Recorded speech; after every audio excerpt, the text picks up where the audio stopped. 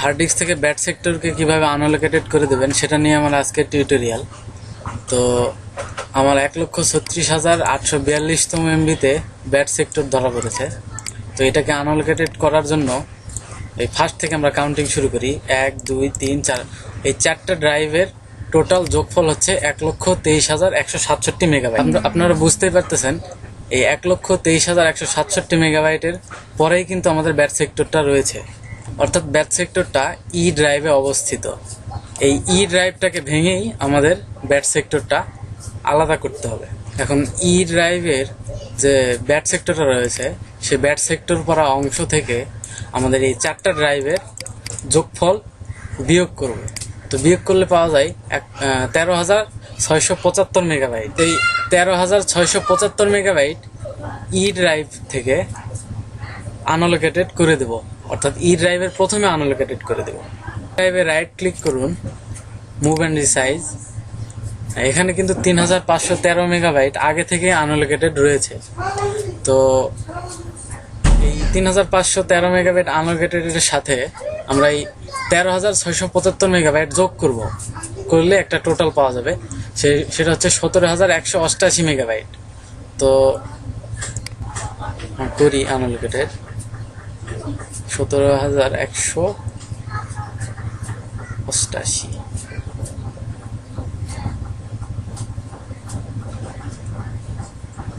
তো এখানে 17,672 কেন দিলাম, প্রায় 500 মেগাবাইট বেশি দিয়েছি, কারণ এই আপনার ব্যাট সেক্টরটা আনঅ্যালোকেটেড স্পেসের যাতে একেবারে মাঝামাঝি অংশে পড়ে,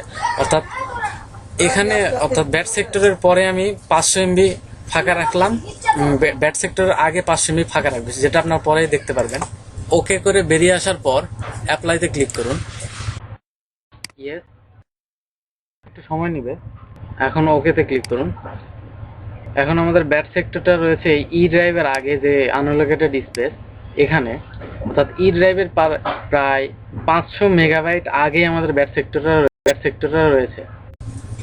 এখন আমাদের ই ড্রাইভের আগে কিন্তু 17.26 জিবি লস হলো, কিন্তু এই লসটা তো আমরা করব না। সেই জন্য এই আনঅ্যালোকেটেড স্পেসের উপরে রাইট ক্লিক করে ক্রিয়েটে ক্লিক করুন। তো এরপরে মানে এই শেষের অংশে কিন্তু আমাদের ব্যাট সেক্টরটা রয়েছে। তো এখান থেকে আমরা প্রায় 1 জিবির মতো ফাঁকা করে দেব। হ্যাঁ, 1034.72 এমবি। এখন ওকে করুন। এখন অ্যাপ্লাইতে ক্লিক করুন। একটু সময় নেবে। হ্যাঁ, এবার ওকে করুন। তো আমাদের কিন্তু এই ডি ড্রাইভের পরে 3,513 মেগাবাইট আনঅ্যালোকেটেড স্পেস ছিল, অর্থাৎ এটাতেও আগে ব্যাট সেক্টর পড়ছিল, সেই জন্য এটাকে আনঅ্যালোকেটেড করে রাখা হয়েছিল। তো সেটার জন্য আবার এই ডি ড্রাইভের পরে এম এ রাইট ক্লিক করে মুভ অ্যান্ড রিসাইজ। তো এখানে প্রায় 3,513 মেগাবাইট আমরা আনঅ্যালোকেটেড করে দেব।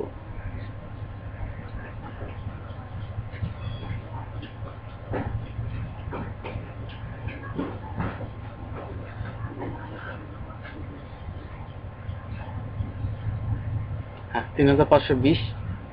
ওকে, এখন অ্যাপ্লাই।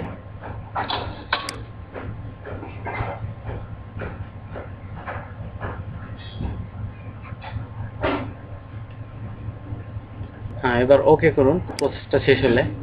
তো আপনারা দেখলেন কিভাবে ব্যাট সেক্টর করা অংশটাকে আলাদা করতে হয়।